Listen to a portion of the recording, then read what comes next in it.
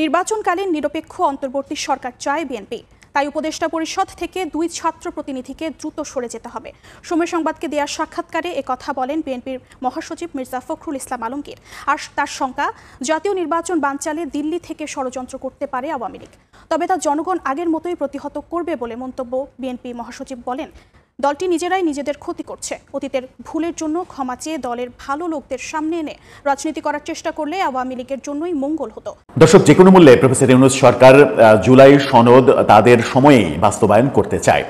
জুলাই সনদের জুলাই ঐক্য যেগুলো হয়েছে, যেগুলোর মধ্যে সাংবিধানিক ব্যাপার রয়েছে, যেগুলো সংসদ ছাড়া কোনোভাবেই সংশোধন করা সম্ভব নয়, পরিবর্তন আনা সম্ভব নয়, সেগুলোকেও তারা তাদের এই সময়ে অর্থাৎ নির্বাচনের আগেই বাস্তবায়ন করতে চায়। এবং বাস্তবায়ন করার জন্য 5টা থিওরি নিয়ে তাদের মধ্যে আলাপ হয়েছিল, চূড়ান্ত হয়েছিল। শেষ পর্যন্ত তারা 4টা থিওরি চূড়ান্ত করেছে এবং চূড়ান্ত করে সেগুলো দলগুলোকে জানিয়ে দিয়েছে। আমার মনে হয় যে শেষ পর্যন্ত জুলাই সনদ নিয়ে একটা রাজনৈতিক সাংঘর্ষিক ব্যাপার ঘটতে চলেছে বোধহয়। তারা আসলে বুঝতে পারতেছে না আগামীতে কি হইতে পারে, সেই কারণেই হাজারো সমস্যা তৈরি হইতেছে। জনগণও বুঝতে পারতেছে না কি হইতে যাইতেছে। ফ্যাসিবাদ বিরোধী রাজনৈতিক দলগুলোর বিরোধ চরমে পৌঁছাইছে। রাষ্ট্রের পাওয়ারের যে স্টেকগুলো একে অন্যরা বিশ্বাস করতে পারতেছে না।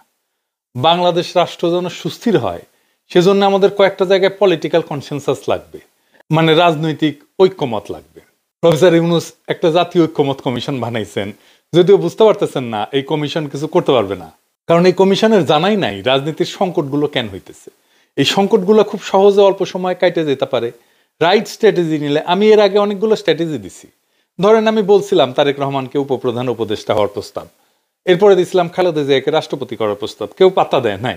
যাই হোক, আজকেও আমি কয়েকটা প্রস্তাব আর রাজনৈতিক কৌশলের কথা আলাপ করব। প্রত্যেকটা রাজনৈতিক দল আর প্রফেসর ইউনূস আপনারা ভাইবা দেখবেন আমার প্রস্তাবগুলা সংকট কাটানোর রাস্তা সম্ভবত পাইবে।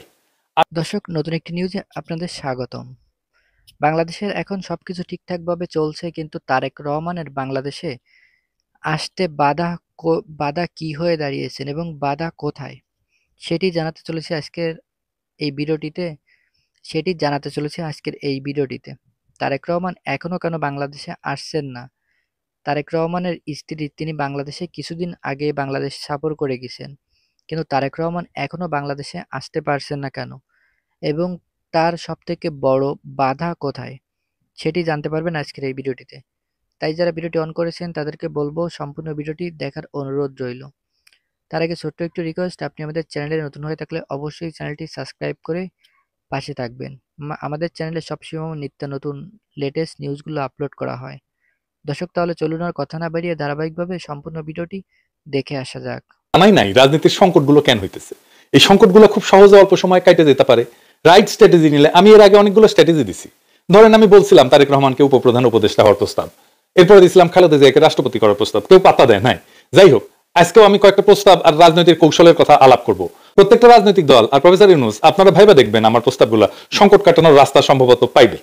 এর মধ্যে একক রাজনৈতিক মুরব্বীর অনুপস্থিতি, মানে বিএনপি বড় দল, তারেক রহমান পরিপক্ক নেতা, কিন্তু তিনি জাতির রাজনৈতিক মুরব্বী না।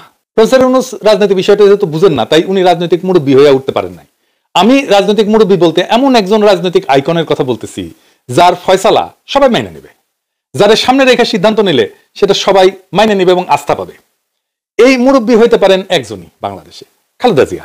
এই একজনই আছেন যার ফয়সালা অ্যান্টিফ্যাসিস্ট সবাই এক বাক্যে মাইনে নেবে। কেন? কারণ খালেদা জিয়া হইতেছেন সেই নেতা, একমাত্র নেতা যার নেতৃত্বে সকল অ্যান্টিফ্যাসিস্ট শক্তি একসময় ঐক্যবদ্ধ থেকে তার নেতৃত্ব মাইনে নিয়েছিল, রাজনীতি করছে। আমি এই প্রসঙ্গে একটা খুব ইন্টারেস্টিং গল্প বলি।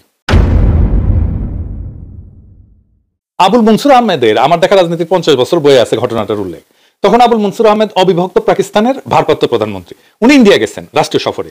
তো নেহরুকে প্রস্তাব দিতেছেন যে কাশ্মীর প্রশ্নে একজন রাজনৈতিক মুরব্বী ফয়সালা পাকিস্তান মাইনে নেবে।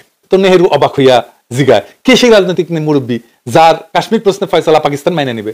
ওনারা প্লেনে করে যাইতেছিলেন কোথায় থেকে যেন কোনখানে। তো আবুল মনসুর আহমেদ নেহরুর দিকে চাইয়া বললেন, আপনি মুরব্বী হিসেবে যে ফয়সালা দেবেন সেটা পাকিস্তান মাইনে নেবে। নেহরু তো অবাক। আবুল মনসুর বলতেছেন যে আমাদের আস্থা আছে, আপনি বেইনসাফি করবেন না।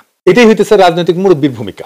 পরে ওইটা আর কিছু আগাই নাই, কিন্তু যাই হোক, রাজনৈতিক মুরব্বী প্রশ্নে আমি এই গল্পটা বললাম। আর 2 নাম্বার সংকট হইতেছে রাজনৈতিক দলগুলো আরেকটা রাজনৈতিক দলের সাথে বিরোধিতা কিভাবে করবে, কোন তরিকায়, এটা বুঝতে না পারা। 2টা দলের মধ্যে রাজনৈতিক বিরোধ থাকবে, খুবই ন্যাচারাল, সেজন্যই তারা 2টা দল, কিন্তু কোন কায়দায় রাজনৈতিক বিরোধিতা করবে সেটা বুঝতে পারতেছে না, বেদিশা। কেমনে নিজেদের সবচেয়ে শক্তিশালী রাজনৈতিক অবস্থানকে জনগণের সামনে তুলে ধরবে সেটাও বুঝতে পারে না। আমি আজকে কোন রাজনৈতিক দলের সবচেয়ে শক্তিশালী অবস্থানটা কি হইতে পারে সেটা আলাপটা আমি আজকে করবো না, পরে কোনো একদিন করা যেতে পারে। আজকে যে আলাপটা করবো সেটা হইতেছে যে বিএনপির রাজনীতির ভুলের কারণে, ভুল রাজনৈতিক স্ট্র্যাটেজির কারণে পয়েন্ট পাইতেছে জামাত ইসলামী। এটা একটা মহা একটা তামাশার কথা। রাজনীতি করতেছে বিএনপি আর পয়েন্ট পাইতেছে জামাত ইসলাম। কেমনে আসেন একটু বুঝে দেখি। আপনারা দেখতেছেন বিএনপি আর জামাতের মধ্যে বৈরিতা। বিএনপি কি জামাতের সমালোচনা করতে পারবে না? অবশ্যই পারবে। জামাত কি বিএনপির সমালোচনা করতে পারবে না? অবশ্যই পারবে। কিন্তু বিএনপি কি সমালোচনা করতেছে?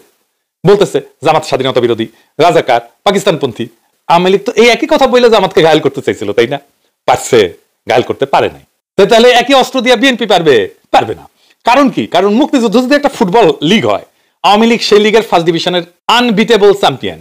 1971 বিএনপির জন্মই হয় নাই। রাজনৈতিক দল হিসেবে 1971-কে পুরোপুরি ওন করা বিএনপির পক্ষে সম্ভব না।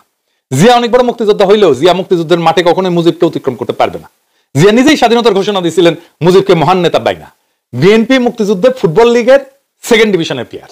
তাই আওয়ামী লীগ জামাতের বিরুদ্ধে ক্যাম্পেইন করে রাজাকার বইলা, পাকিস্তানপন্থী বইলা যে পয়েন্ট পাইছে তার অর্ধেক পয়েন্টও বিএনপি পাবে না। বিএনপি আওয়ামী লীগের ফেলে দেওয়া অকার্যকর অস্ত্রকে দিয়া জামাতকে ঘায়েল করতে পারবে না, লিখে রাখতে পারেন। বরং বাংলাদেশের মানুষ জানে মুক্তিযুদ্ধ শব্দটা আওয়ামী লীগ আর ইন্ডিয়ার বিশেষ পছন্দের বিষয়।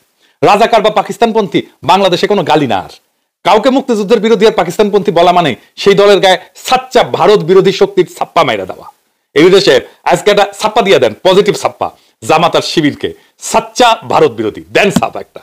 হ্যাঁ, আলাদা দেন, এবার আলাদা দেন ছাপ। বিএনপি যতবার বলবে রাজাকার মুক্তিযুদ্ধের বিরোধী, ততবার জামাত আর শিবিরের বাক্সে পয়েন্ট জমা হবে। এডিটর সাহেব দেন ছাপ্পা মাইরা, পয়েন্ট জমা হইতেছে। রাজনীতি করে বিএনপি আর পয়েন্ট পায় জামাত, আবার ছাপ্পা মাইরা দেন। বিএনপির যারা অ্যান্টি ইন্ডিয়ান ভোটার তারা বিএনপি থেকে মুখ ঘুরাই নিতেছে। এখন এমন অবস্থা হয়েছে জামাত যদি ইন্ডিয়ার সাথে হাত মিলায়ও তাও পাবলিকে ধরে নেবে জামাত অ্যান্টি ইন্ডিয়ান। মাথায় মাল থাকলে জামাতকে তার রাজনীতি নিয়ে এমন ভাবে ঘাপানো যায় যে জামাত একটা কথা বলতে পারবে না, আওয়াও করো খালি। হঠাৎ করে কিছুটা অপ্রস্তুত হয়ে গেলাম। দুটি অভ্যুত্থান কোথায়? নেপালের অভ্যুত্থানটা শুনেছি, সেটা নিয়ে আমার যেটা অভিমত তার সঙ্গে মত বিনিময় করলাম। আর একটা অভ্যুত্থান সম্পর্কে আমি তাকে কোনো তথ্য দিতে পারছিলাম না। তখন তিনি বললেন যে কেন আপনি এই দেশের খবরটা রাখেন না? একটি দল ক্ষমতায় যাবার পূর্বেই তাদের বিরুদ্ধে অভ্যুত্থান হয়ে গেল। ক্ষমতায় থাকা দলকে নামিয়ে আনার জন্য অভ্যুত্থান হয়, আর এখানে হলো ক্ষমতায় যাতে যেতে না পারে সেই জন্য অভ্যুত্থান ঘটানো। সেই অভ্যুত্থান বাংলাদেশে হয়ে গেল। তখন আমি কিছুটা আঁচ করতে পারলাম যে তিনি কি কথা বলতে চেয়েছেন। বিএনপি 2024-এর 5 অগস্ট প্রধানমন্ত্রী শেখ হাসিনাকে ক্ষমতা থেকে সরিয়ে দেবার পরে সারা বাংলাদেশে যত মব হয়েছে, চাঁদাবাজি হয়েছে, বাজারঘাট দখল, গরুর হাট দখল, মাছের লিজ দখল, ব্যবসা কোম্পানি দখল, স্কুল কলেজের গভর্নিং বডি দখল, আওয়ামী লীগ এবং হিন্দু সম্প্রদায়ের জমিজমা দখল, এইগুলো যে কাজটি মফস্বলে করেছে তাতে মনে হয় যেন দেশটাই দখল করে ফেলেছে। তাদের নেতা জনাব তারেক রহমান তার নির্দেশে বহু দলীয় নেতাকর্মীদের বহিষ্কার করেও এই দখল বাণিজ্য বন্ধ করা যায়নি। অপরদিকে জামাত ইসলামী তারাও ভয়াবহ দখল করেছে। দখলের ভিতরে পার্থক্য, বিএনপি করেছে হাট বাজার ঘাট ইত্যাদি ইত্যাদি, আর জামাত করেছে বিশ্ববিদ্যালয়ের ভিসি সরিয়ে ভিসি দখল, সাংবিধানিক বেশ কয়েকটা প্রতিষ্ঠানের প্রধানের পদ দখল, আইন শৃঙ্খলা রক্ষার দায়িত্বে নিয়োজিত ব্যক্তিদের শীর্ষ এবং দ্বিতীয় শীর্ষ তৃতীয় শীর্ষের জায়গাটি দখল, সচিবালয়ের যারা প্র্যাকটিক্যালি কাজ করেন সেই সকল পদগুলো দখল। এভাবে তারা ইন্টেলেকচুয়াল জায়গা দখল করা সহ ব্যাংক দখল অন্যান্য দখল করে তাদের এস্টাবলিশমেন্টটাকে একটা স্থিতিশীল জায়গায় নিয়ে আসছে যেখান থেকে সবকিছু করা সম্ভব। আর বিএনপির মাঠ পর্যায়ের নেতাকর্মীরা তারা ব্যস্ত হয়ে গেছেন স্বল্প পরিসরে অর্থবিত্ত লুটপাট করতে। এতে এতটা ইমেজ সংকট হয়ে গেছে, জামাত তো ক্ষমতায় যাবে এমন অবস্থায় ছিল না। বিএনপি ক্ষমতায় যেতে পারে যেহেতু আওয়ামী লীগ নাই, ফলে বিএনপি যাতে যেতে না পারে, এই লুটেরা যাতে যেতে না পারে, দখলবাজরা যাতে যেতে না পারে, এমন একটি শোরগোল উঠে গেছে সারা দেশে।